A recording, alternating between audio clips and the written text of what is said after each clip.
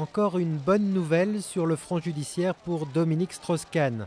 Le parquet de Paris a classé sans suite la plainte pour tentative de viol déposée contre lui en juillet dernier par Tristan Banon.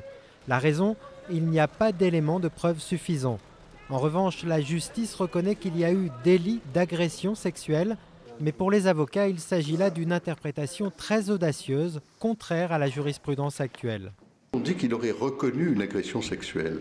Or, c'est une erreur, il n'a jamais reconnu une agression sexuelle, sauf à considérer que la tentative d'embrasser une femme et de s'arrêter immédiatement lorsqu'elle refuse constitue une agression sexuelle. Agression sexuelle ou pas, ces faits ont été commis en 2003 et pour les délits, il y a prescription au bout de 3 ans. Aucune poursuite n'est donc envisageable. Pour l'avocat de Tristan Banon, l'ancien patron du FMI va désormais devoir vivre avec un statut d'agresseur sexuel non jugé.